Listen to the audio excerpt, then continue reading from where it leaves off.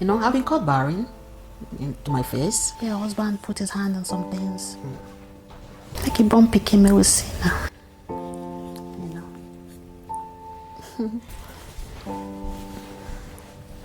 Take all the time you want. Thank you. And then every year you find yourself on the floor crying. I've been mocked. Things have been said to me. Doctors have said things. Friends, families have said things. Well, I don't have a plan B. So if you want to abandon me, that's fine. I still don't have a plan B. Anyway, I will still keep chasing you. I want a son. I was specific. I want a son. With me today, we have the amazing, talented, strongest person I know. One of the strongest people I know. One of the biggest realtors here in Calgary. If you don't know, now you know. We have the amazing Chinye. Hi, Chinye. Hi, Chi. Thank you so much for honoring my invitation and for accepting to come here to share your story. Without a doubt that people out there watching you would be inspired and they'll learn a lot from our session today. Thank you. Thank you for having me. Thank you. And you look gorgeous, by the way. You too, girl, in pink. Love it. Love your hair. I know Thank we're you. just saying backstage that we love the way your hair looks like. Yeah, Thank we you. love it. We love it. Thank And who would have thought? New mom looking. We love that. My first question, really, that I like to ask women that come on this platform is, tell me your story. You know, like you're the only one who can tell that story perfectly. Absolutely. So yeah, tell me about yourself and your story. My story. Where do I start? By telling us who you are. 7 years. Oh, yeah. My name is Chinye. Yeah. Born in Nigeria, of course. Studied law Wow, I didn't know that. in Nigeria. And then lived in the United States for a while before moving to Canada, where I met my husband. So my journey. Got married 2017, December. Everything was okay, you know, happy. And I was one of those brides that, oh, I don't want to get pregnant now. I just want to, you know, enjoy my marriage, get to know him a little bit more, you know. But I got pregnant anyway. And then we miscarried that pregnancy.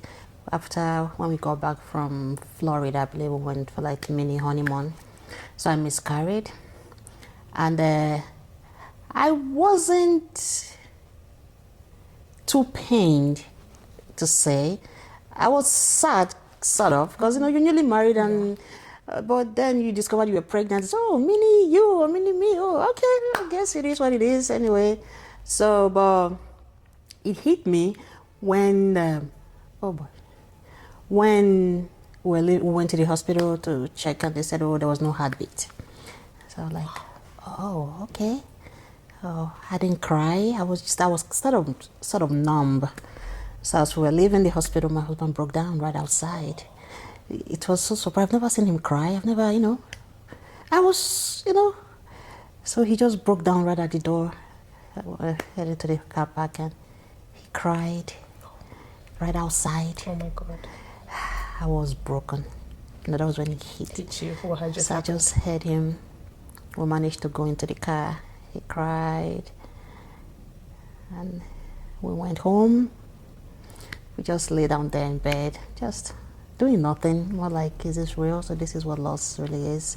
So, but after a few days, we went to the hospital. They were like, it's okay. We're like, so we did tests and all that. So I said, oh, you are fine. Everybody is fine. That it happens. They can't really explain why miscarriages happen sometimes, but it happens. That it's okay.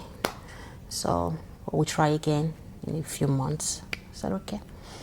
So they gave me pills, and that didn't work to flush it out. Okay, yeah. So that didn't work. So I had to go back. So they said now they need to do DNC. Yeah. I said, oh my God, okay. So they did that, uncomfortable, but they did, and then I went back home. But somehow, I felt something was wrong after that DNC. Yeah. I just had it in my spirit, because my menstrual cycle didn't come back for some time, which was unusual. First month, second month. The doctor said, I went back, so oh, it's fine, it's okay. Hello, maybe they didn't get everything. They were just they may have to do it again. I said, no, I rather take the pills again. Yeah, this time around. So I did after like 3 months. So it came out, but it wasn't as regular as it used to. Yeah. So, but anyway, it was okay. Then first, second, third, fourth, 6th month, pregnancy wasn't happening. So we went back. They did all the tests. They said, you're normal, everything is fine. Just give it time, it's okay. 1 year. Wow. I said, okay. This is not, something is definitely wrong. Yeah. So they said, give it time, it's okay. You're in your early 30s, that's fine. Yeah.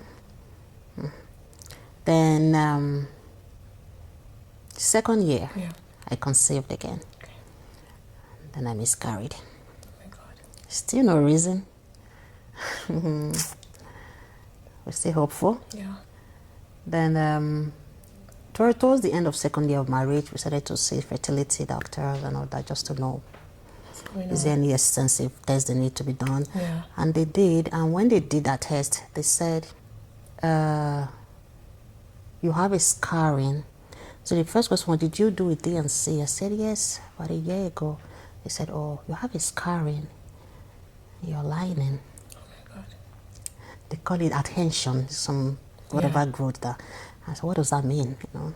I said, oh, it's just sometimes they don't do it well or they're a little aggressive, so it scars, and when that scars happen, it starts to grow some tissue, causing blockages and all that. That tissue that just keeps regrowing itself. I said, okay. So how do we fix this? Yeah, it's surgery, you know. After that, I'm sure we'll be fine. So they did it. Very painful. And those tests, excruciating pain to get those tests done, where they get to inject whatever in your lining. Yeah, the dye thing. Oh God, I puked on that table. That's horrible. Like I puked. Yeah. So they did the surgery, scheduled me for the surgery, and then I did it, and I conceived. I think after a few months, I lost the pregnancy again. Oh my God, Chinye. I said, why? What happened? Oh, the scarring grew back again. I said, God. Okay, I thought, say it happened. So what they didn't tell me was that each time they go in there, they cause more damage. And they had to schedule me to do it again. But they never told me that it was bad enough, bad like enough that it would cause, you know, more scarring, you know. They said, so they used camera, went to the show, see, it's even a lot more, like it's blocked, like it's all just covered in there. You should consider IVF, you know, still young, still. I said, okay. And then started talking to fertility, the other IVF route and all that. From that moment, they said IVF, and I said, okay, well, how much is it? So, wow, okay. We just newly married, we know. I was concerned about the finance and all that. I was like, it's okay, let's not worry about that. If something you want to do, we'll do it. It's okay. We'll figure ourselves out, don't worry. So they tried it, then the medication wouldn't work. So imagine going from, okay, IVF, and now you're ready for the IVF and they're trying to, okay, you just have to implant, and then the story now changed though. We don't think you can carry. We don't think your lining keeps collapsing. It's too thin. I said, okay. So IVF, you said that was the option, and now, okay, after we're ready, and I said, oh, you don't think you can carry. Okay. And during all this time, we visited a couple of doctors. I've had surgeries to fix whatever they said was happening there. A lot of treatment, surgeries. You know how your body starts to react to all these medications and everything emotionally. Hormones are going wild. Yeah, and at some point I started having anxiety.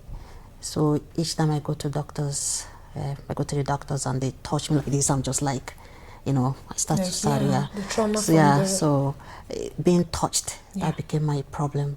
I felt a lot of hands had touched me in a way and places that now it scares me. So even to get an IV, I start shaking. They have to hold me down or give me medication to calm me for some minutes before they can even.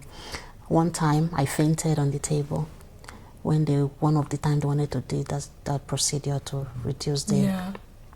I woke up. I thought they did it. Done, yeah. They said we haven't. You fainted. You passed out. I said no, I didn't. I remember you guys say, yeah, they haven't even injected that. I passed out and they couldn't do it. Yeah, wow. I said, okay. Do you still want to do it? I said, yes. At some point, you become so desperate that you don't even care about yourself anymore. Just do it. I'm willing to do anything. They said, no, we can use it. I said, no, I'm fine. I don't know why I passed out. I'm sure it's the fear, anxiety. So, but I'm okay now. They said you've been out for an hour or thereabout. That because I was breathing well, that was why they did not really have to take me to the emergency and stuff like that. So they were just monitoring me. They waited. They had a discussion. If they checked the vitals, and I said, okay, we'll do it. So they put me to sleep and did it. Then I went home, and that thing didn't fix the problem. At some point, they tell you, we don't think you can conceive. And so at some point, they said that to you. But each year, I was literally having miscarriages each year for these past 7 years. I was waiting. God. I just wake up one morning and realize I'm pregnant. I said, okay. But that gave me hope because they said you can't conceive anymore. But here I am, I'm conceiving. That gave me hope that I said, God, you are doing this to tell me something. Yeah. And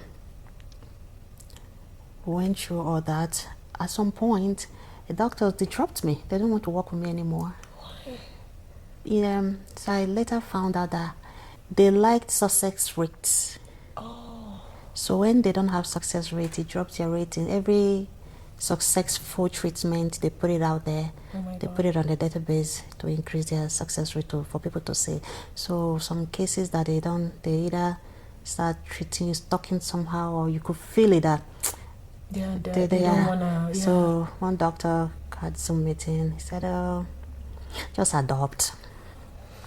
And they don't say it with empathy. They just tell you. Mrs. Amato, yeah, I'd suggest you just adopt. It's nothing we can. It's not okay. And then another doctor passed me to another colleague. He didn't want to work with me anymore. So I said, okay. When that one said that to me about just adopt, I think that was 3 years ago. Yeah. I just said, okay. Previously I would cry. I will, but I said, okay, that's fine. Thank you, doctor. And that's it. And then to talk of when depression set in. Yeah. I was in a very dark place. Nothing interests me anymore. And then I went through the route of self-sabotaging.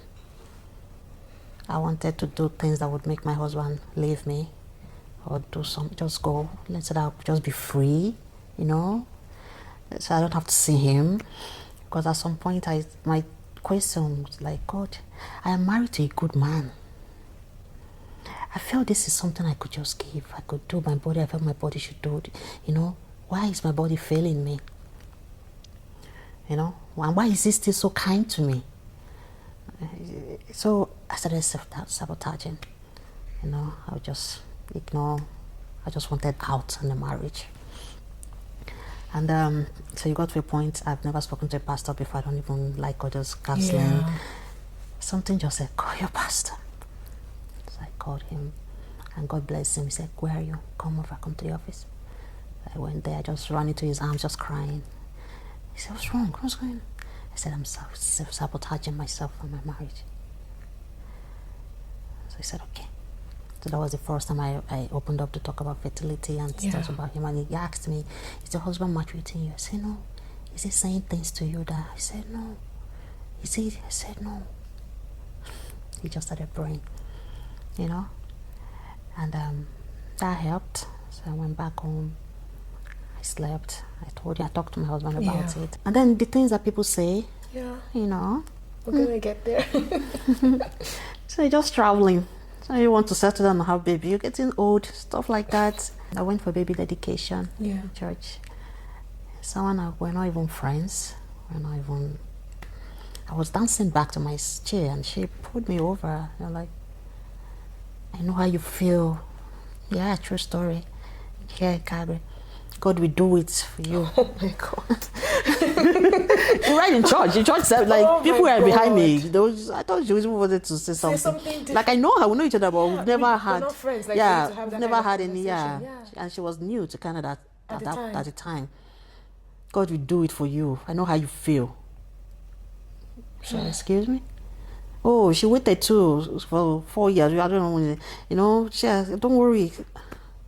I was numb, you know. I couldn't say anything. I just walked away. I went to sit down.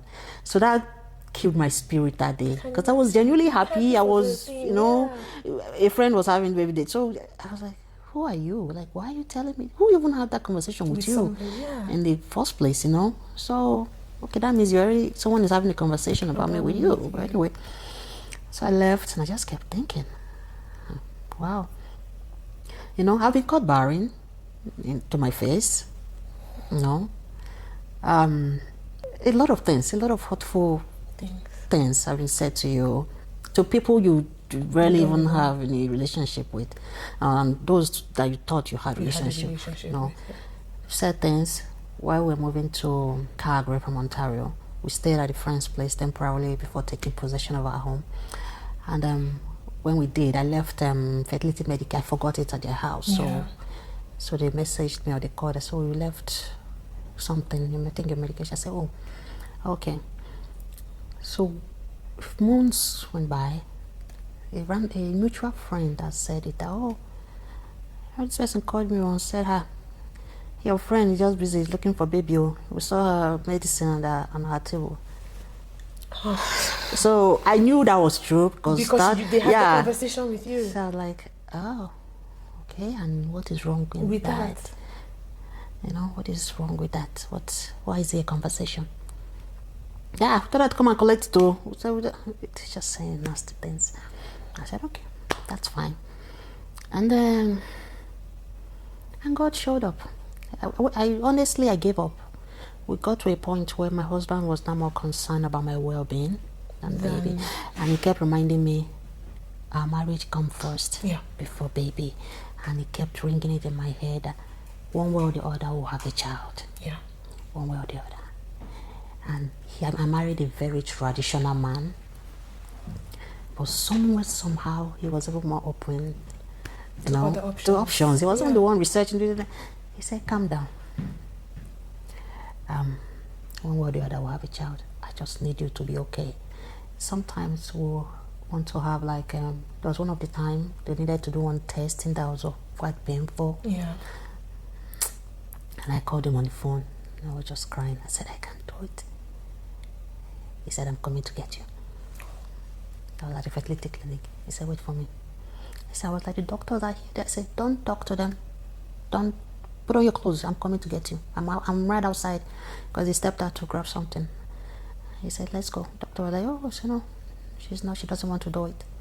Let's go. Come, Mama, let's go. Let's go. Fine, let's go. You know, so he was my anchor, really. Even when I was in a dark place, I always say, I didn't marry you because of baby, so it's the reason I married you. No, babies was not one of them at all. That one was going to come later. And I'm losing that spark in your eyes. Oh. That happiness, please, don't die. You know. Yeah. And then it happened that we were already talking to surrogacy hospitals and making inquiry. Yeah. And we met a doctor, and I just kept saying, what's the fee? He said, calm down now.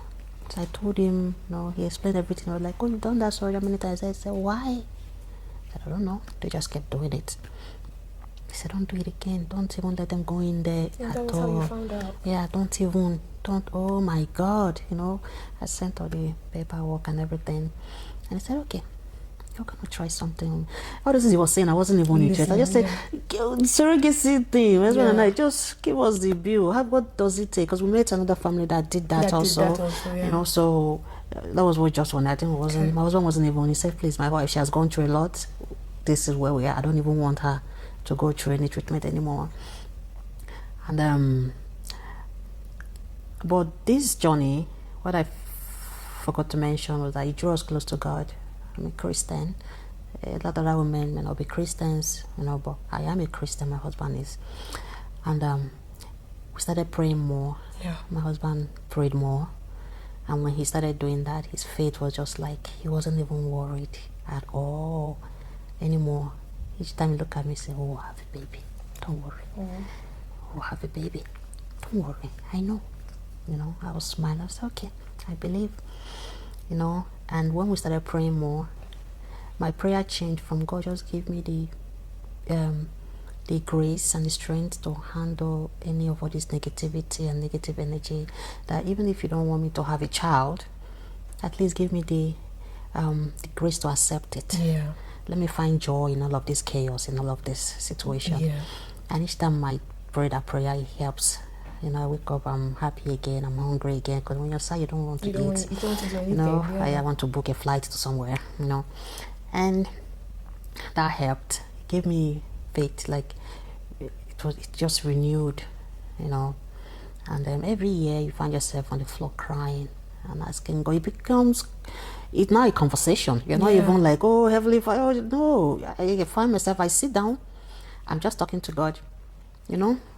I said, everything they've said to me, they are saying it to you, God. They are saying it to you. So, here I am. I want a son. I was specific. I want a son. And I've been mocked. Things have been said to me. Doctors have said things. Friends, families have said things. But you, God, I don't have a plan B.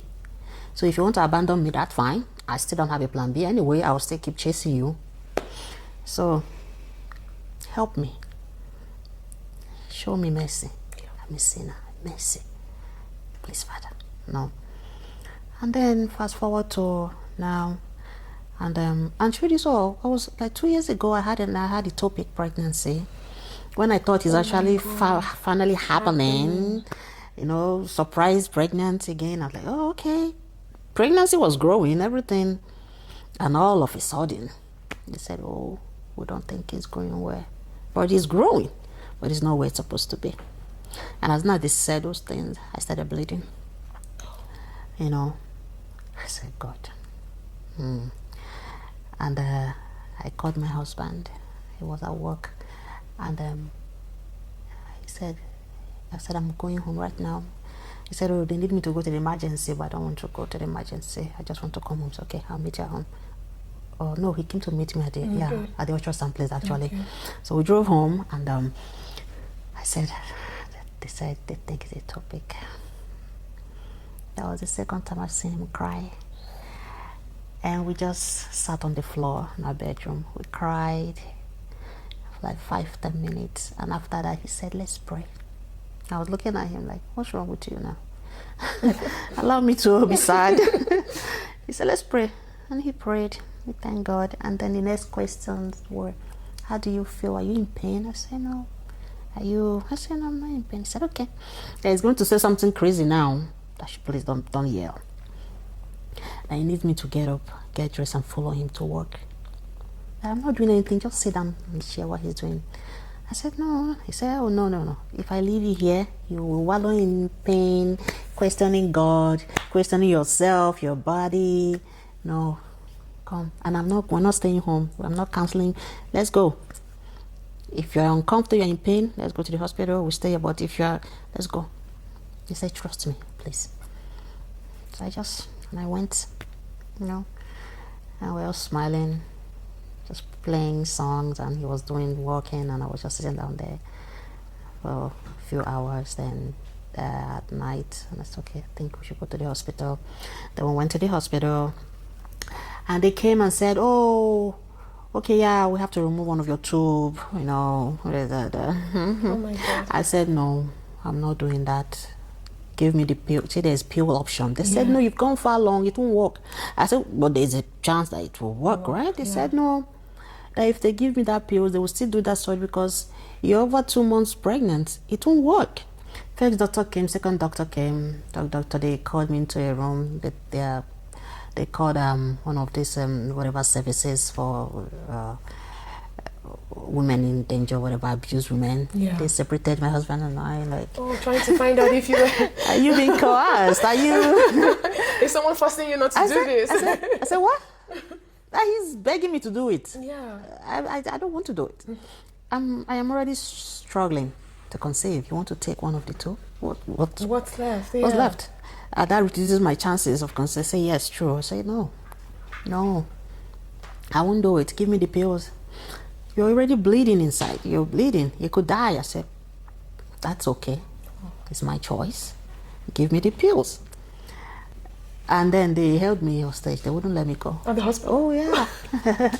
Wow. They came, they will yell, they will come. I said, I'm not They're doing trying it. to get you to do it. Yeah, then they took me after hours. They admitted me. They said, you can't go. We won't let you go. I said, okay, I'll stay here. My husband was looking at me 2 days and I said, I'm not doing it. Then the next morning, I was there the next morning, you know. I was already bleeding, I was already having pains, and then older doctor came, in her 60s. She came and said, where's I hear there's a stubborn lady here that wants to kill herself. I said, I don't want to kill myself. I just don't want to do the surgery to take out my tube. Yeah. She said, okay, I understand. You're already bleeding. This is very dangerous. But okay. She then asked me, are you a Christian? I said, I am. She said, she is too. She said, okay, I will do the surgery. But wait. I already said, no. She said, wait. I hear before God and you, I will remove that tube if that's the only option I have. But I can't do it without removing the tube, which is open. It is to remove the fetus, and that all the nurses here will be a witness. That if I wake up from this surgery and my tube is not that, because that's the only option that she had. But that our priority is to save my tube that she gave me. For some reason, when she spoke, her. I just believed her. So I said, okay, I will do it. And they did, and I woke up and said, your tube is saved. Oh, she saved it. I said, thank you. She said, okay. I like how you head on strong, but that was dangerous, Miss Chinye. I said, I know, but thank you anyway. Thank you so much, you know. Then, that was 2 years ago that happened, and then we're back to where we started again. And before the new doctor spoke, and I was so not ready to talk to him. He could even say it, my body language down. Just do, please. You guys have already said, you know, you're like the 5th doctor. Yeah. So what's the point? He said, okay, just take the pills anyway.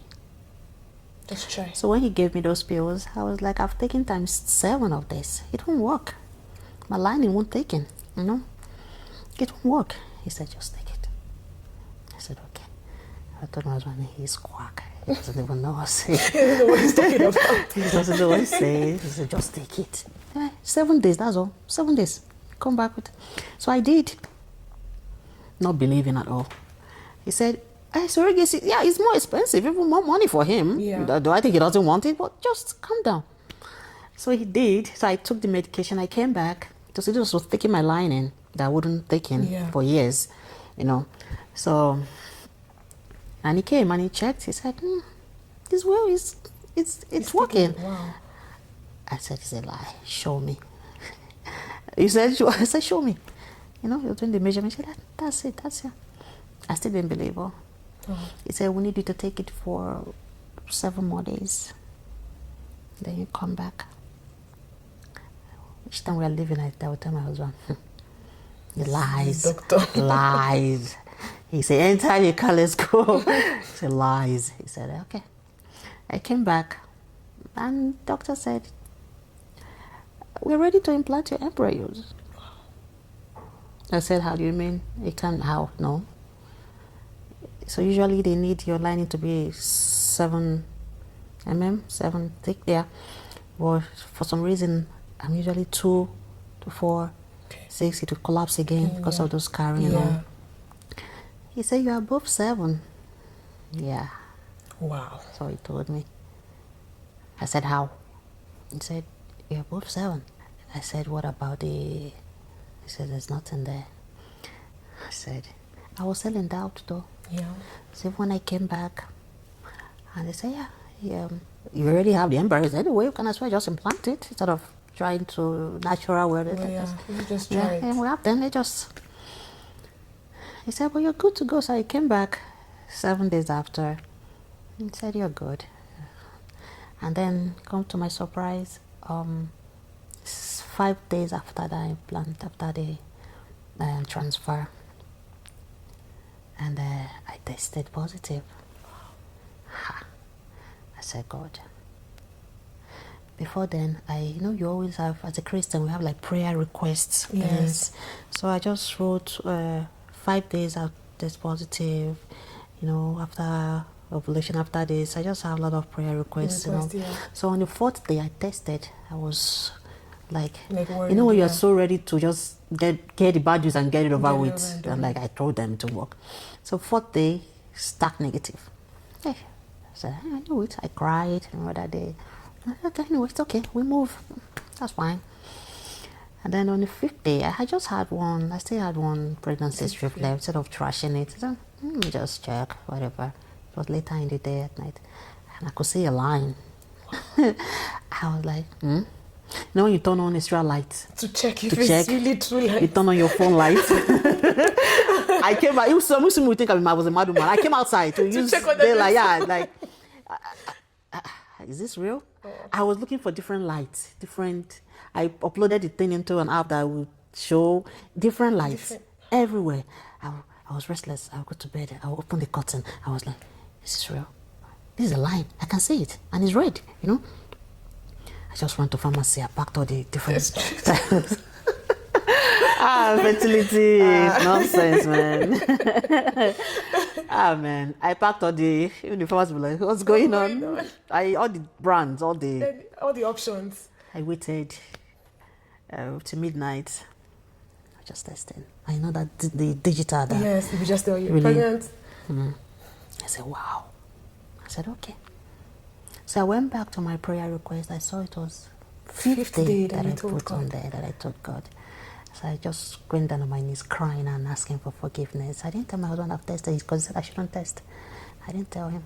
But when I eventually to say, "You tested," since I said, "I did. I'm sorry." I had to, So I told him and said, "Okay." And then the journey began, where every stage of this pregnancy you've crossed, and it ended in bad news. From finding out you're pregnant, and then they will do the HCG test. If it's climbing, that's good. If it's not, that's not bad good. news. Yeah. That means it's not viable. It's not a viable pregnancy. So the doctors, they told me to come. So they did my blood work and everything. So they said if they call me, it's bad news. Why would they tell somebody that? But if they don't call, it's good that's good news. What if I'm driving and you call? So if they call me, that means it's to come in for either evacuation or to end that pregnancy is not viable, so they have to give me pills too. I said, "God, you can come and see me watch night." I was watching my phone the next day. "Please don't ring. Don't call me." Even my husband called, I yelled, "Why don't call? Don't call me. Don't call I don't want phone. this phone to ring today. I don't call, and I can't turn off this phone because I need to know that they called or they did call. My mom called. I was just yelling, "What do you want? What does everybody's calling me today all of a sudden? What is this?" And then from 7 a.m. I said, "Okay." They just opened till 7 p.m. I said, "They just closed. They didn't call." God, it's okay. That's good news. Then I passed that stage, another stage coming for heartbeat. I went to God again. I've been here a few times. I've been here before. I went and I was shaking. Doctor, "Are you okay?" I said, "I'm fine." "Okay, let's check."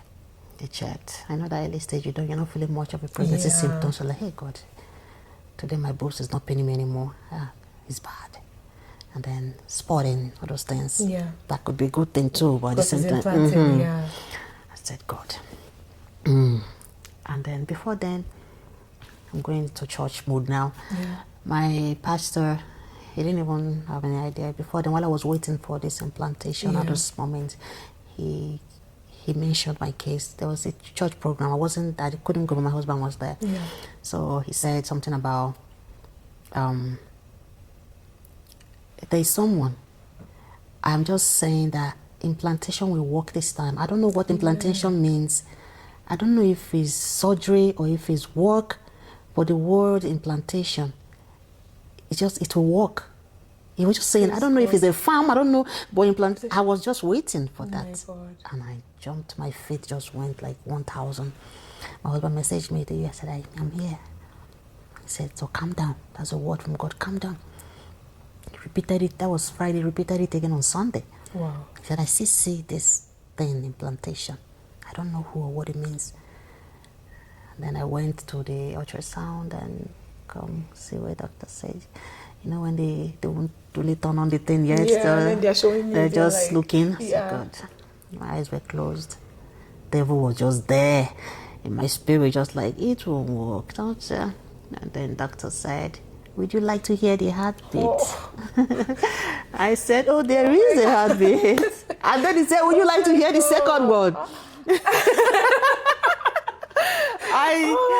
Honestly, I did not know the rest of the appointment. I did not know what happened again. Yeah. I just know I found myself in the car. I did not hear. They probably called another nurse to hold me down. Because when he said, would you like to hear the second one? The only part I remember was the second one. How do you mean? I said, yeah, right there. Look. I don't remember. I know I started shaking and the nurse were holding me down. I didn't even hear it. I can't even remember hearing the second one anyway. God. So it took time. They put me in a room because I was really shaking and they didn't want the patient to see me. They were like, no. So the nurse was just there with me. And the doctor came. What's wrong? I was trying to explain it to the doctor, but I couldn't. I just kept saying, you won't understand. And he said, your case is the easiest I've seen. I didn't have any problem. Oh my God. I said, you say what? We didn't modify your medication. You were just taking normal medication, that's all. Thank God is involved. Vitamin and this, that, and then just something to help you. Like, that's all. He said, why are you crying? I said, my case was the easiest. He said, yeah, there was no problem. I said, okay. I cried.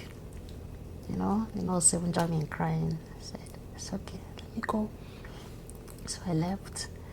And we just continued like that.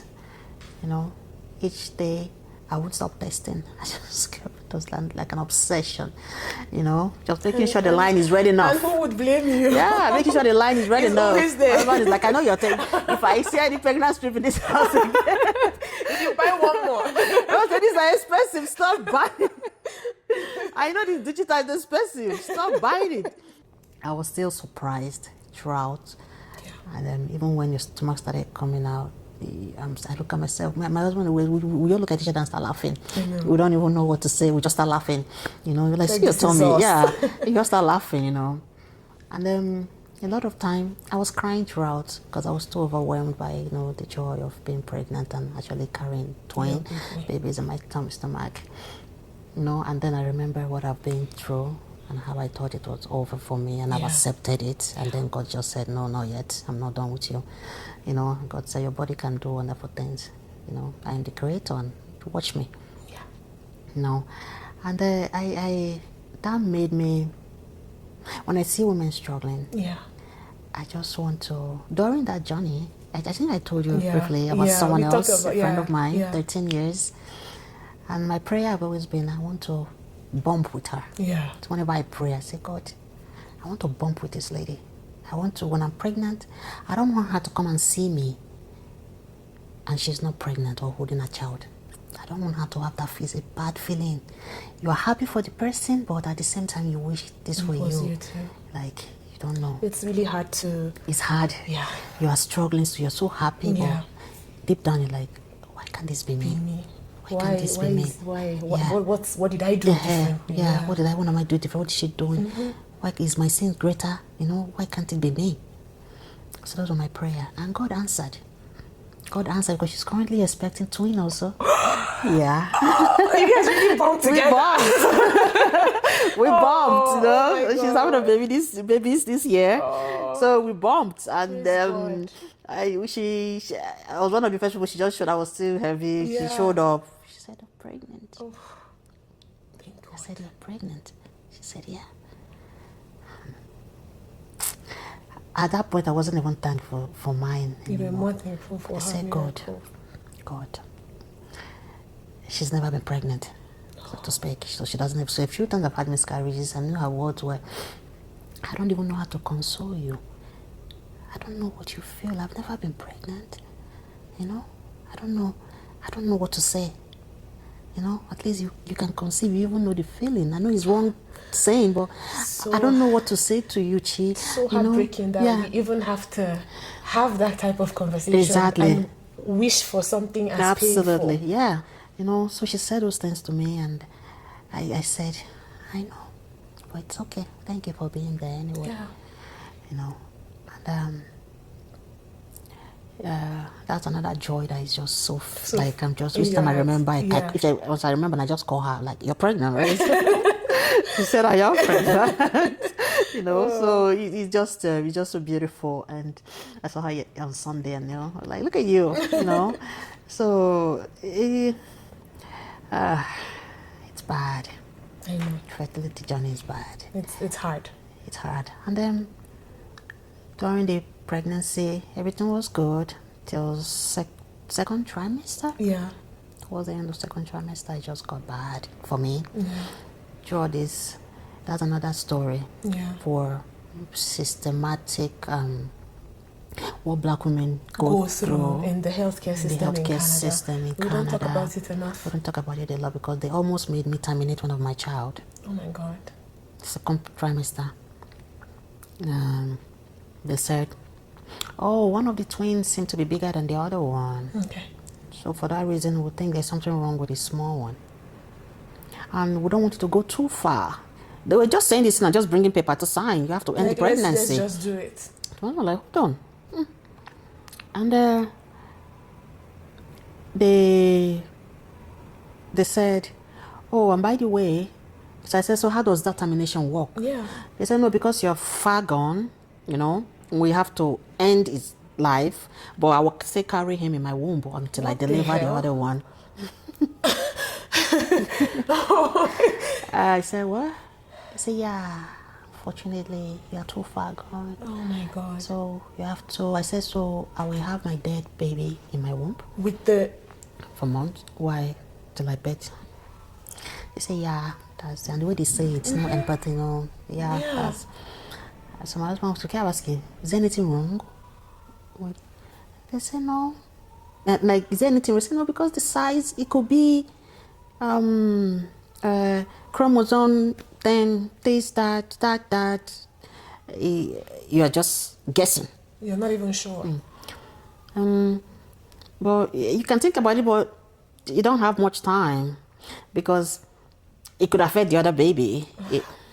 So imagine putting that position. That kind of pressure on you. Now you're now scared. My husband had more faith, but me, I was like, I remember when they left, my husband was looking at me. "I know you're thinking, I'd rather just hold one than lose both, right?" I was in tears. "Yeah." He said, "We're not losing anyone. Let them do the test." He said, "The test takes weeks for the result to..." Can't you speed it up? My husband said, "Let them do it. Let them do it. There's nothing wrong with that child. There's nothing." I said, "Okay." We got our pastor. Our pastor encouraged me. And I remember he asked me, and my pastor said, "Are you scared?" I was going to lie. I said, "Don't lie." I said, "I'm scared." He said, "Okay, it's normal. It's okay." He prayed. He said things, encouraged me, shared testimonies with me. He said, "Let them do the test. If you like it to take 4 weeks, 10 weeks, let them do it. Don't let them touch your child." So they did it, and then they're waiting. If excruciating pain on that test, they don't numb you. So what that test does is they put a very long needle on your stomach, all the way to the placenta. Yeah, so they bring fluid there. So they did that, and you have to stay still. My husband was like, can't they numb her? They said they can't. She just have to bear it. So when they jam that long, they don't the last layer of your tummy. And you had a risk of miscarriage to that test. Because they are tampering with the... So they did the first one. I screamed, I cried. They held me down. They said, oh, we have to do the second one too, just to be sure. Well, yeah. Hey, but it will give me 30 minutes. So they did. That pain. My husband was even in tears. I said, God. Each time he said, if I could do this test for you, I would. I'm sorry. I'm sorry. I said, okay. Then they did. I had to stay in bed for some time before standing up. And then the waiting started. I will not eat. I was, God, please. He said the first set of tests will come back in a week or two. Then the other one will come back in 4 weeks. Thereabout. The first test came. They called. Oh, I say I came back normal. I said, okay. So wait for the other one. So the second one test came, result came on our way home from ultrasound. And they said, oh yeah, it's all cleared, it's normal, it's fine. And then guess what? Then we went back, and that was when the doctor said to come in to say, oh, yeah. So I told my family doctor, she was furious. Like, did they find anything in the ultrasound? I said, no. So why did they do that test? Did they know that you could lose those pregnancy, those babies through that test? I say, why did they put that? You do those when there's something you see in the ultrasound. Was the baby growing? I say, yes. So because one was bigger than one, twins, they can be so not identical. In the belly. Haven't you seen twins that one is big, one is slim, one is light skin, one is dark skin? One, they don't even look alike at all. You don't even know they are twin. Oh God. You know? Was there anything wrong with the heart? No. My labor. And that was when the other doctor now came. And she said, oh, he said, oh, we're really sorry you had to go through that. You know, sometimes sometimes twins come differently. One might decide to look like mommy's side, the daddy's side. They can, one might even so be so. Knew that, so they knew that, and they were pushing me to sign that paper and terminate one and then do that test. So you knew that. He said, oh, he's fine, he's perfect. He's still maintaining his growth, it's fine. They're just different sides. My husband was really holding himself so strong that, oh God. Yeah, because you still have to have the baby with them. I'm like, if you had tried this in Nigeria, God. Hey, Asha, that's the little one they wanted to. Thank you. Yes. That's the little one they were telling me to not bring into the world. Oh. Say hello. Hi. Asha. Do you mind? No, it's okay. Come here. Hi, handsome. Hey, Ash. Hey, baby. Hey, cutie. So cute. Hey, cutie. He's growing. He's growing, though. He's a big boy. Ash. Hi. He likes the screen. He likes light. You like oh. Likes camera. Hi, honey. Oh. Hey. Ah, you're smiling. I like that. I like that. I like that. I love it. Oh, thank you. You know we're talking about you. This one will like attention. He loves attention. Oh, you're so cute. Thank you. Thank you. Thank you. So that was when we got his name right there. Yeah. Oh. So his name meaning God's glory.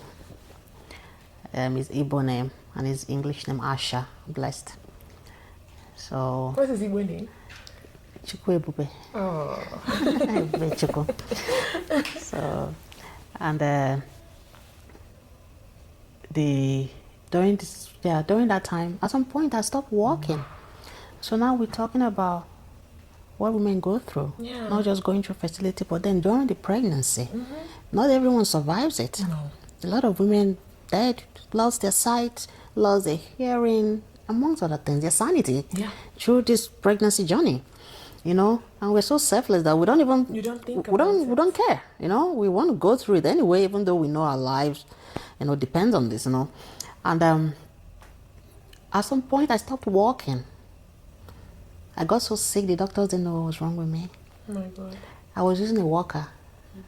I couldn't walk. I woke up when I couldn't stand. It started from one ankle, went to the other ankle, went to my knee, came here, all my joints. Oh my God. I couldn't walk. My legs were this big. They without pregnant, they saw me, they said, we don't know what this is.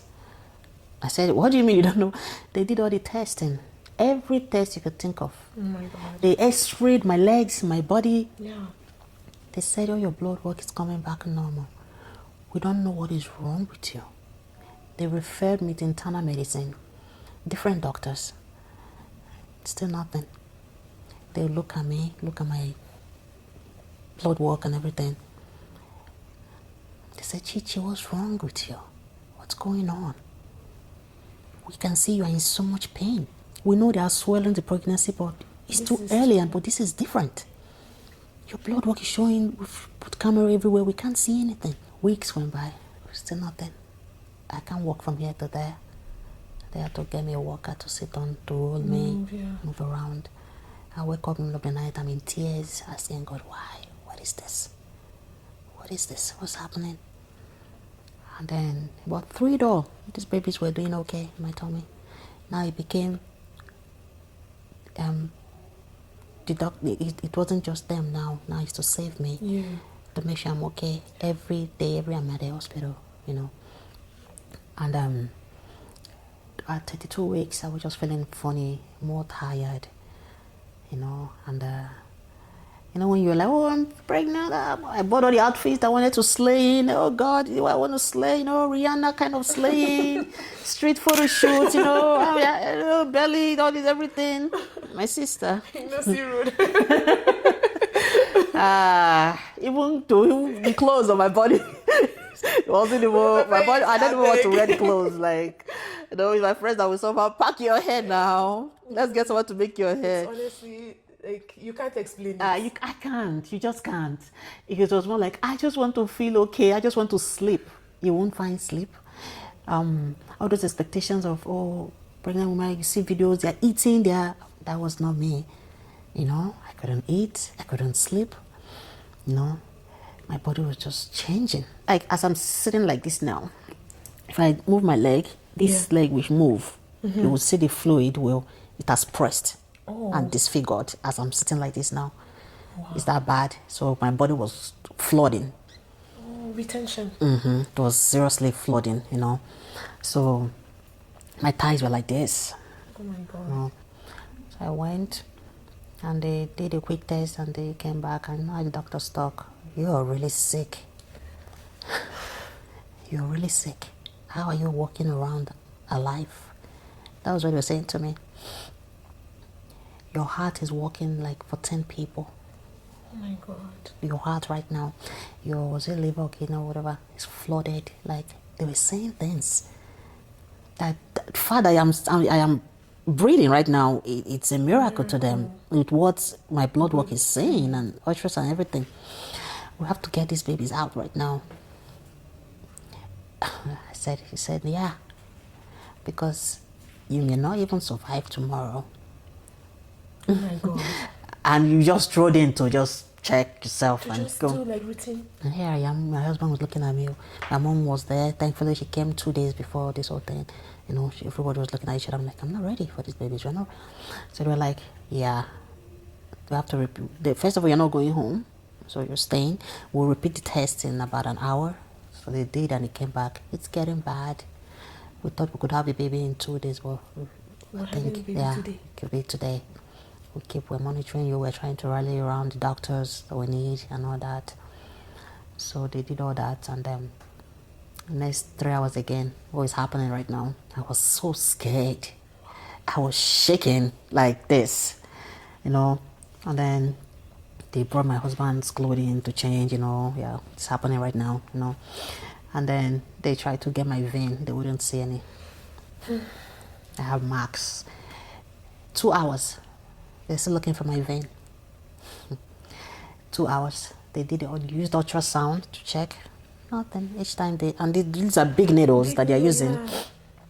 And then they had to do this numbing. They had to freeze it for us before they try again because there was so much pain for me. I couldn't even, I was passing out, So they started to freeze it for us with a needle, not like it was a cream. The same needle. A tinier needle to freeze it before they use the bigger needle. Yeah. So at some point, when it's so much pain, you're just like, just do. That one would be like the list of the pains. Just do whatever. So 2 hours, then another doctor came. They went to the other arm, trying.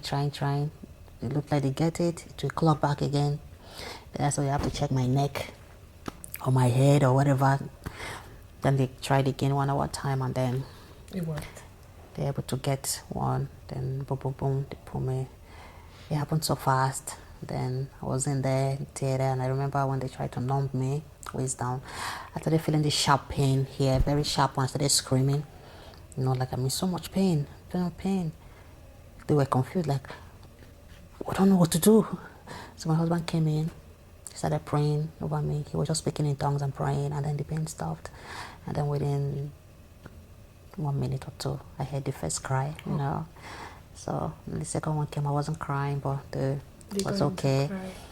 So I was just, so those were the things I remembered. Yeah. So they were trying to help me, because I didn't see my baby for some time. I couldn't see them, the babies, because I was still so sick.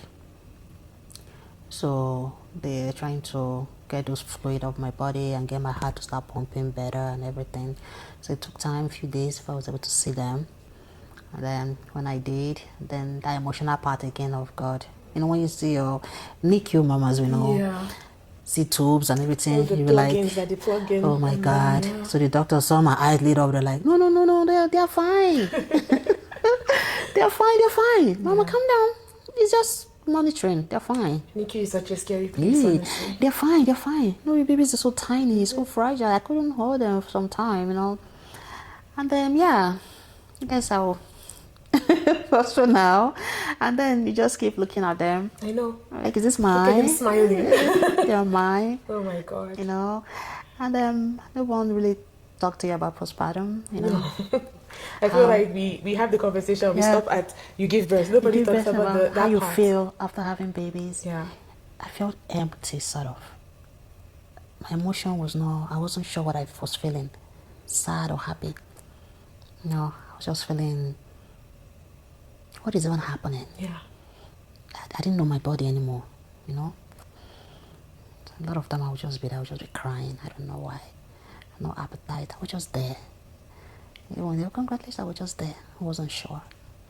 The first week or two after having them, I didn't remember any of those weeks. My friends are showing me videos, They said, well, you were responding. I said, I don't remember. I don't remember anything. I come home, I zoom out, because I was in the hospital for some time. Yeah. After having them, until I had to fight my way out of the hospital, And so here we are. Mami Jima. Your girl. Mami Jima. Embracing motherhood. And, I love it for you. And taking it one day at a time. Yeah. And you're doing fantastic. Like, you're doing amazing. Thank you. When I sent you the questions, I was sending it as, okay, so look at it just to prepare yourself. But the way you went with, like, you answered, you spoke from your heart, but you touched on every aspect that I would really, I would ask further questions about, right? The only part that I'd like to dig deeper about is, the experiences you had with people, outsiders, people who feel like they can say anything to you because they can. Yeah. How are you able to deal with them? Like, I know you mentioned, but it wouldn't have been easy to just listen and, walk away. How Absolutely. are you able to handle it and handle it with grace without looking like the mad person? When things like this happen, people only see your reaction. They don't see what prompted you to react. So how did you handle those moments? It was hard. I'm not gonna lie. It was hard. There are times where a family member, of course, from the other side, first year after having miscarriage, second year, got a call. Excitement and alpha. Those are the words. Alpha. So it took me time to understand what they were talking about, what she meant by that. So it's like, It's time to go. So I was like, oh, we're working on it. And then she said, this year, you have this year. It was like, it sounded like, I'm warning you. if you don't produce this year, it's gonna be a problem. This year. Yeah. Well, respectfully, I was just like, okay. If I expected it, I would have had a different reaction to it. defend myself, Yeah. but I didn't. And I should have done that, but I didn't. And that haunted me for some time, for years. Each time I remember, because even when I didn't want to put myself under that pressure, but each time I hear that, each year comes and it didn't happen. Each year comes, so I kept remembering it. I was angry in my spirit, that you don't have that right to say those things to me. You have no right to tell me, chop, oh yeah, you don't have that right to, and other people said hurtful things, things that you start questioning your own body, and then as I asking, what sin have I committed? Do I really deserve this? Or maybe I do deserve this. Maybe I've done something really, really bad. But I learned at first, I'm not going to lie or say, oh, it really got to me. I felt shame. I felt small. I felt alone. And I also felt not enough, like incomplete, like, because they make you feel that way, And but that beginning part, I would cry. I would just lay in bed, be in a dark room, cry, and then I never defended myself. I don't say anything back to them, So dealing with it was more like being emotionally sad and almost like maybe I even deserve it. Yeah. Before, that was at the beginning part, and then I started talking to my husband about it. So each time I do, he would just ginger me and encourage you. Say things like, not be you again. You got this. Don't worry about it. Don't listen to them. Don't worry about it. We like to pray. So I started praying more. So I would say those are what helped me. And then I started speaking. I had like one or two friends that I would just call, just start crying. Yeah. Sometimes they would cry with me without even asking. I would just start crying, They would say it will happen, don't worry. And then I would start reading stories about people that has been same situation, I've gone through journey and how God has come through, so those things were what helped me. Yeah, nice. But then and then I didn't have the voice to defend myself, so I can't sit here and say why I couldn't defend myself. And I felt really nobody was fighting for me too. Nobody defended me, and it wasn't something I want to tell my mom, because I know she too was feeling what I feel. Yeah, so she too was sad for me, and sometimes she said, I wish I could help you. But my sister said too, wish I could help, and I will help if you want me to. But my mom always say, she will use the board, I don't know if I'm allowed to. She will say, name way, for that reason, Amen. So I give birth to you. He will give birth to you. Don't worry about it. That's what she always, all the time. She calls. So yeah. That's so nice. That's so sweet. I love that she didn't add to the pressure you were already feeling. No. Yeah, and in all of this, one thing has been very, very prevailing, everything that you said, and that's like that your husband has been supportive through it all. Yes. We cannot underestimate the power of a praying man, praying husband, and a man that, protects and stands in the gap with his wife and for his wife. Yeah. Like, if you have those two things in your marriage, every challenge you face, you would be able to handle. Like, it won't be easy. It won't be a walk in the park, but you would go through it knowing that your partner is there for you. Like, he protected me. Yeah. He protected me. That's amazing. From his family, from people. He protected me. That people from his side, they don't even attempt to make me feel bad because they know that her husband will roar like a lion. Don't even ask her any question. Don't even talk about anything like that. Don't ask her. Don't do anything, because her husband will not tolerate it. And he makes it clear, He says things like, she's my wife. I don't even need any of your approval. And he started this thing before we even got married. Oh, nice. That was one of the reasons I married him anyway. But you know when you meet a man and some family members want to start, I know. you know, And then he's like, and you're like, trying to do all those things, you know, trying to bully you and things like that. Yeah. And I remember he didn't know I heard him. It was later I told him that I heard that. I heard you when you were, really warning someone. Said, "Oh, I didn't bring her for your approval. Yeah. I brought her here for you to get to know her. Finish. I've met her family and they've treated me with respect, and I expect same for her. So that being said, I don't need your approval, your approval to marry her. I have decided. So moving forward, for your own good, Step up, step up or step aside. either you get to know her Yes. and develop a relationship Early enough. or you do it your way and we all follow that flow. But that being said, I won't leave my family to come to you. I will take care of you, but from afar. Yeah. But if my wife is uncomfortable around you, I won't bring her, and I won't be there too, because I have to stay with my family. So however you mold that relationship now is what will determine The relationship moving forward, future. So Wow. just don't tell us how to live. Don't tell me how to.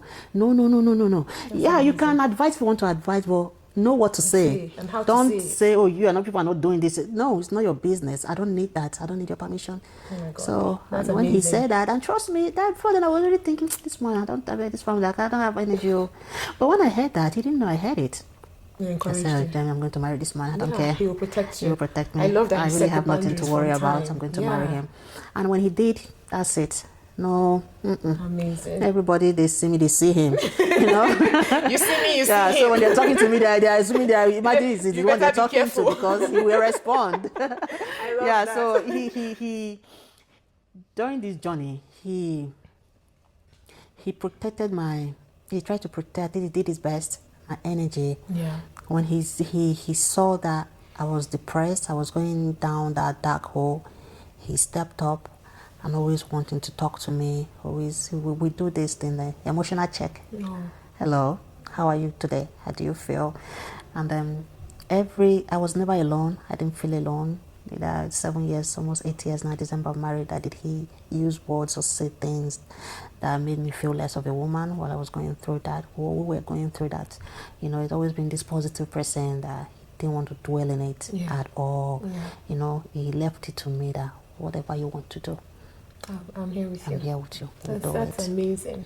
That's amazing. And I'm sure that made the journey a lot more It bearable. made it a lot. Yeah, I became a stubborn and kind of self-sabotage, but he always And say, he indulged you too on the trips. he did. Are we going? Oh, yeah. He would use words like, "Oh, you won't leave me for?" I don't have energy to be saying, can I get to know you? Let me just stay with you. Never I do. At least I am comfortable with this one. I'm pretty sure there were times when you felt like, oh my God, giving up, like, God, I beg. But I like what you said. You made him your plan A. You didn't have a plan B. Like, it's him or nothing. Yeah. Like, I don't know how many of us, even for as little as I'm asking God for a job promotion, I'm like, 200 job application, what's going on? what's Do you going- get, like, exactly. it's tough. It's tough, and it's easy to give up. It's easy to go the easy Very way out easy, for everything. yeah. I'm so inspired by that. Inspired by the fact that you stay strong with your faith and you trusted God through it all. Like that's admirable. Like that's strength. It's tough because Yeah. sometimes I learned to pick my battle. So that my husband taught me that he would say, would you rather be crying and suffering somewhere? What will happen will still happen. Baby will come, it will not come. Day will come regardless. Tomorrow will come regardless. 2 years will come regardless. So whether you stay where you want to stay, pick your battle and stand on it, stay there. Or you just be going around in circles and without not having even a know strong what belief. anchor are you holding on to, what are you doing. Yeah. It's amazing how the world has become so insensitive, no kind to one another for no reason. for no reason. There are people that they don't even know you personally. They just see you from afar, but they just hate you. Yeah. They want to hear bad things that is That's happening, happening to and they you. celebrate to that. The moment they pick up the phone, did you hear? I can tell you that when I was having miscarriages, there's this set of people that they are the first to come to see me at the hospital. But when I eventually conceived and pregnancy was far along, I did not see them. True story. Wow. They did not call. Yeah. They knew I was pregnant. Even when I mentioned it to one of them, I saw the reaction on her. She didn't hug me. She just walked past. No congratulations. Wow. Honestly. Nothing. No. So I was like, So when I left, I told my dad, did you notice? He said, yeah. I said, what's wrong with it? He said, just leave it. Don't worry. You know, but I remember Miss Kyla, the last one. They were the first at the hospital. Hey, what happened? Even after I had a baby. None. You know, nothing, no call. During that whole pregnancy, no phone call. Like, it was more of other people that I didn't even expect that To level of kindness, celebrate you, yeah. that they were celebrating me, checking up, bringing food, doing all sorts of things, you know. But these other people, you know, and I knew, you know, there are battles that are beyond The physical. the eyes. physical. So I knew, you know, and why don't you just leave it there? Just leave it there. It's not even worth it. No need to open that. Just leave it there. Let them dwell in their sadness and whatever thing, you know. That if it was bad news now, they will be at the front door, you know, coming to say sorry. Oh, God, we do it, you know. So it's okay, leave it there.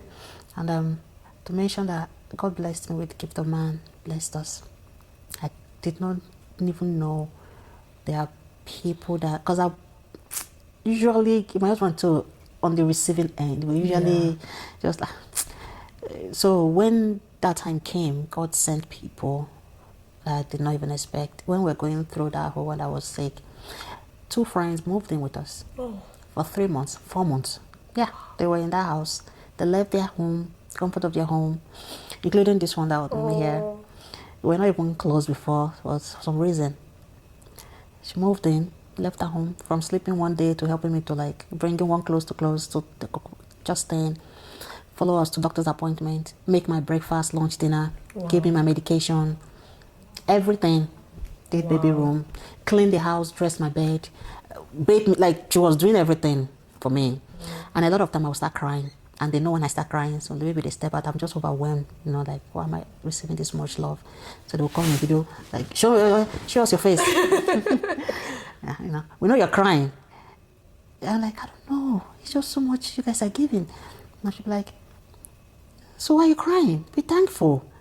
You know, are they complaining? Sometimes I wouldn't want to ask for something. They say, well, we know you want it, but you don't want to ask, you know. So they've just been there. They never left my side. And then they pray for me. Nice. Before I go to bed, they will pray for me. They will celebrate everything they just do. They just plan. At some point, I didn't even know where my card was or my health card, anything. They just do everything. They book my appointment. They confirm my appointment. They take me to doctor's appointment. Sometimes they carry me on the wheelchair thing, take me to more. You know, let's walk around. Let's go look at baby stuff. Let's see this. They carry me. You know, they clean my vomit on the floor, like cleaning it, literally cleaning my vomit on the floor, wiping me up. And I wonder, how did I deserve this? Or did I, you know, blessed with people like this? You know, so I'm just so thankful. But not everyone is lucky like that. Not everyone get to have that too. You know, so, and that really changed me.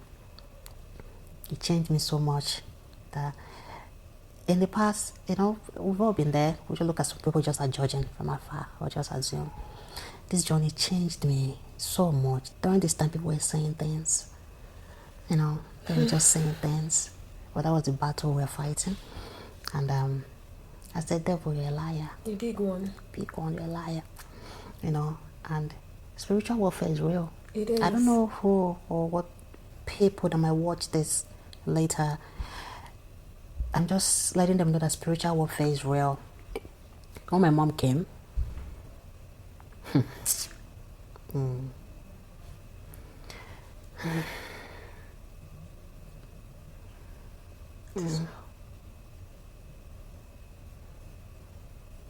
a second. Take your time. Thank you. Take all the time you need. Thank you.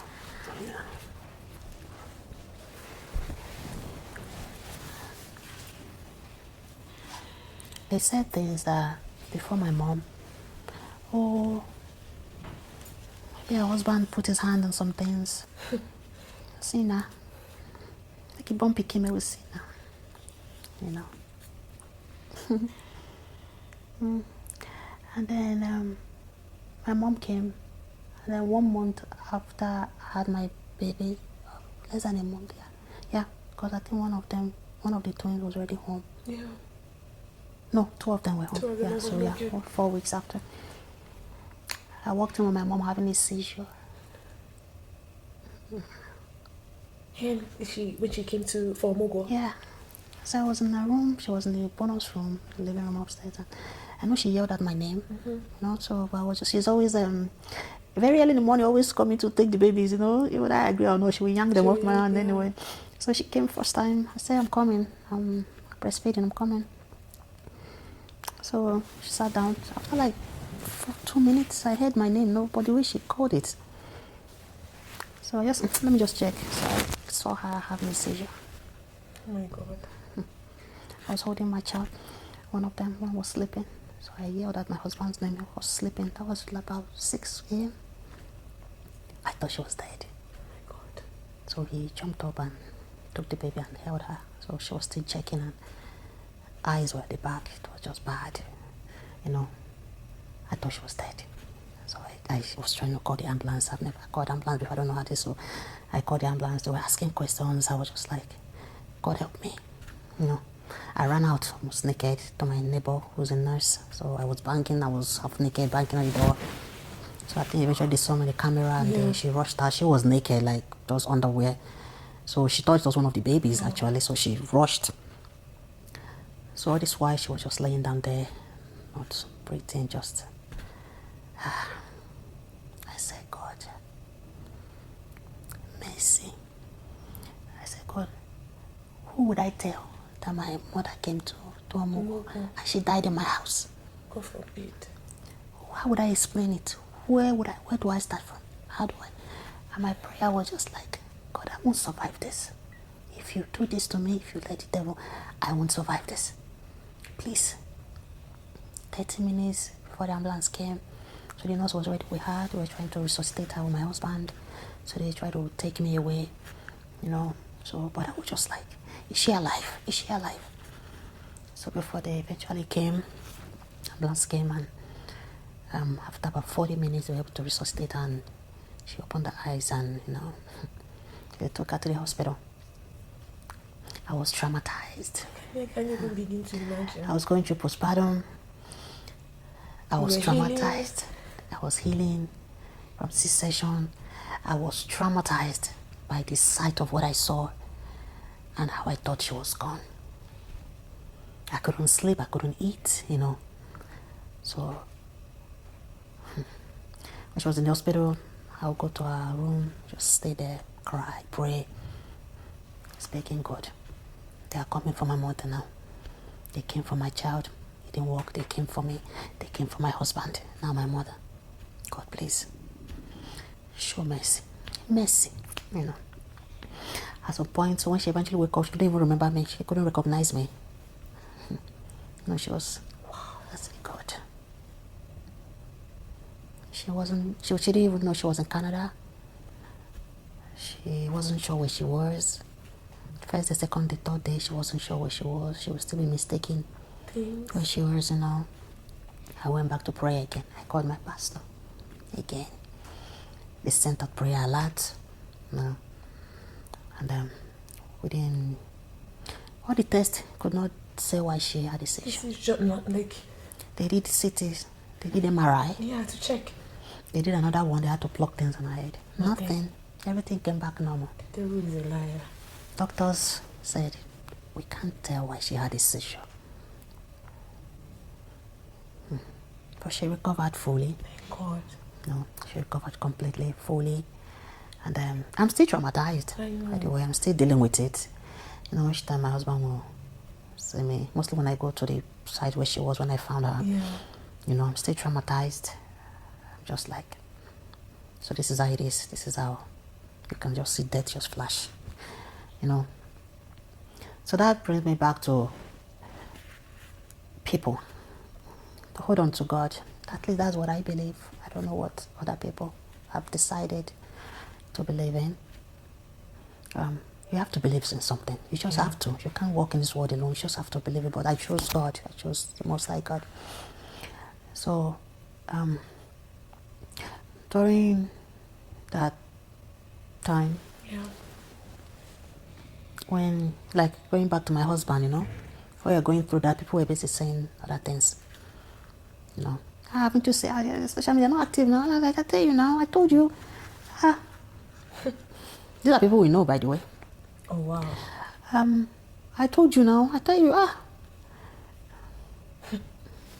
you think that's how it is? It is da. They're separating now. They're doing this. We're busy fighting our battle. Before I just assuming nonsense and just concocting stories that I don't even know how they concoct the stories. And then that taught me something, because those that came to tell me those things. Yeah.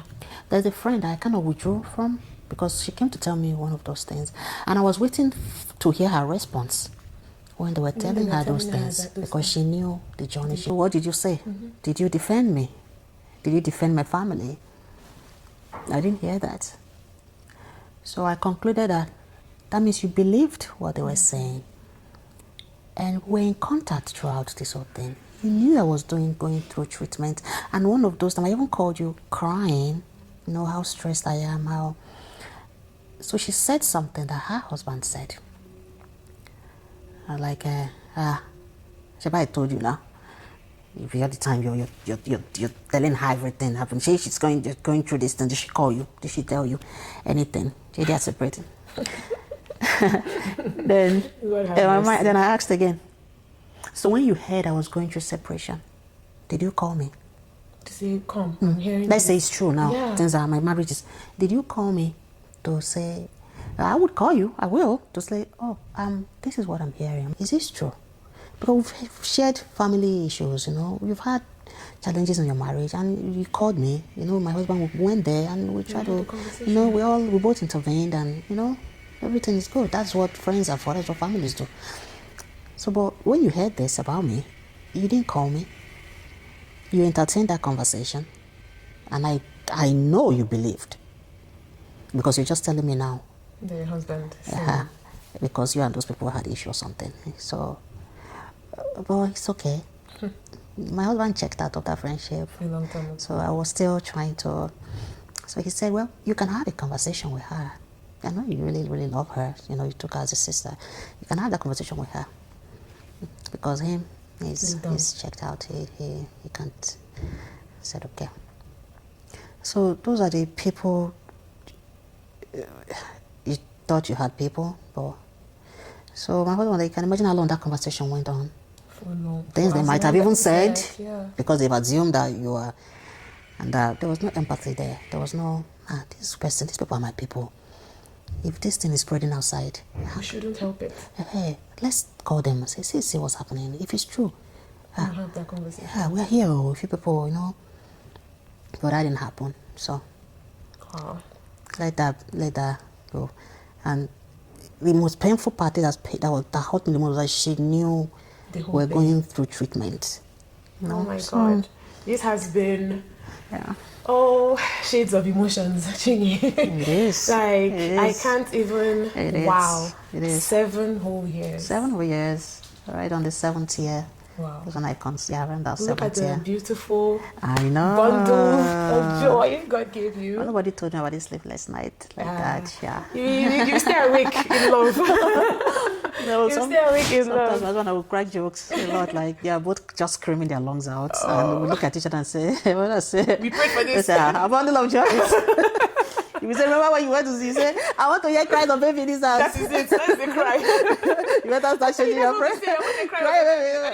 Like, I beg. I say, we know we pray. Mama will carry one. We know we pray for crying. But please, cry when you are hungry. You cannot just be crying. We need help too. Please help us. We just laugh. But it's amazing. Looking at your babies and like, oh, this really came out of me. This is so surreal. So I'm more of just looking forward to their growth. Yes. Each stage. You would love it. No, you're smiling now. They're talking stage. Now. Yeah. No, and very soon you hear I love you, mommy. Yeah. I'm just looking for those milestones. Yeah, those milestones. Thankful that you're doing this, because you don't know how many women out there that will watch this video that will draw strength and faith in their journey and stay strong. Stay strong. Yeah, and and know that God is still in the business of doing miracles, and He will when the time is right. What's one thing that you would say to someone going through this journey right now? It's okay to feel what you feel. Okay. It's okay to be scared. Okay. It's okay to question God. It's not mighty human, but stay on it. Okay. If you're prayerful, pray more.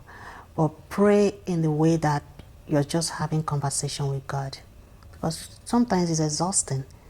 You are kabashing, you are casting, sometimes just sit on the floor, lie down, talk to God.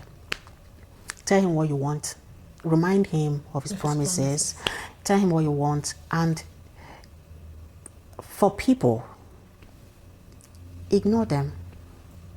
Ignore them. But when you want to speak up for yourself, please do. I did not speak up for myself, and I honestly regretted it. Some of it, the way I should have spoken up and rebuked that person or people that said hurtful things to me. When they come to you to make you uncomfortable, rebuke it. Fight for yourself. Tell them to stop. When you do, there's this energy, strength that just comes, that you are in control of your emotions. Either it's sad emotion or happy emotion or whatever emotion, but you are in control of it. People are mean. The word is mean. It's a crazy word.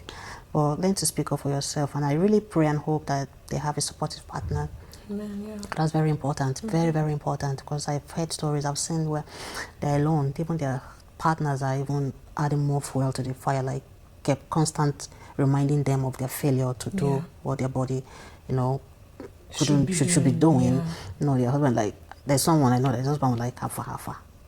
Telling her, yeah, I just pray, you join all the prayer, then it's still alpha, still waiting, is this your God? No, yeah, true story, someone's husband was telling her that, and give yourself grace. Yeah. It's not easy. It's one thing that most married couple desire, to have a child, but at the same time, there is also so much to live for. Yeah. It's hard, I know. I won't downplay it. It's very hard. But there's so much to live for. Try at least, think of other things that makes you happy. Because I know, or I believe, in my opinion, that it's not just a child that makes one happy. This child is not the only thing. There are other things. And work towards that too. Don't let your inability to have a child stop you from achieving other goals or chasing, exploring other things in life and live. This world, there's really nothing there. People are dying every day. Even pregnancy, you may not even walk out of the hospital alive. We go in there to have baby excited. We don't know what's next. You may not even be home with that baby. You may have that baby, but you won't be there. So give yourself grace. Take it easy on yourself. Be prayerful. Whatever makes you happy, do it.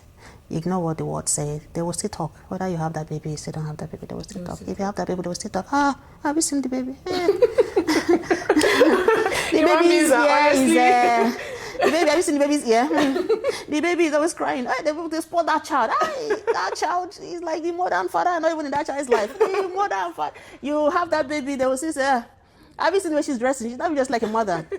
She and her husband are gallivanting, partying. I wonder where their baby is. They will still talk. So don't think that because you have that baby, they won't stop talking. They will still talk. Give yourself grace. Surround yourself with people that you know that speak positivity into your life. Yeah. It's possible. The world is bad, but there are still good people in there. Because during this journey, I have a friend that every Mother's Day, she will send me a gift. Oh, regardless. We're not even best friends or close friends, but she just remembers. I will cry. I'll be sad. I'll just see a knock at the door. She'll send me a gift. Happy Mother's Day. Oh. She send me cake, send me things, every Mother's Day since she knew me. That is beautiful. And I would just be like, oh wow. That's beautiful. She was one of the first people I called, and she was bawling. Oh. She moved to the United States. She was still sending gifts from the United States. She was sending other food, other clothing, even before the babies even came. Oh my God. Just like, and I wasn't sure how to thank her, how to, she was just like, people that remember another.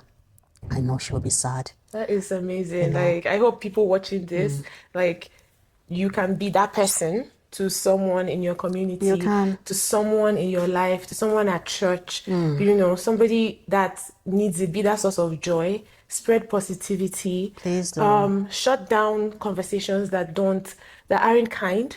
Like, think about it, like, is this something that if that person was here, it would edify them, like it would build them or destroy them, and walk away. Like, you don't have to listen. Like, and you don't have to take it back to the person. Like, I honestly don't know what the reasoning or the rationale behind going back to tell that person about all the negative things, knowing what they're going through.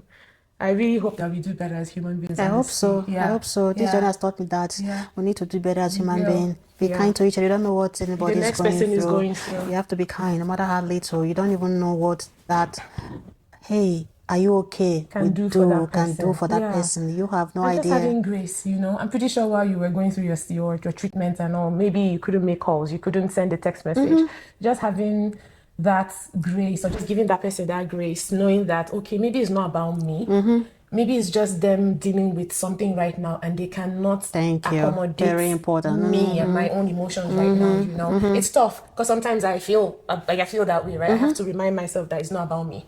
They could just be going through something that they can't really comprehend just yet, right? I'm so thankful for you sharing your story. Thank you. I'm very sure someone somewhere will draw lessons and faith and encouragement from it. I hope so. You're really a strong woman. Thank you. In all ramifications. Thank you. Thank you so much for coming. Thank you for having me. Thank you so much, everyone, for you. listening. And I hope you learned one or two things. And if you like to see more of this type of real, authentic conversations, subscribe, like, and I'll see you in the next one. Bye-bye. Bye, everyone.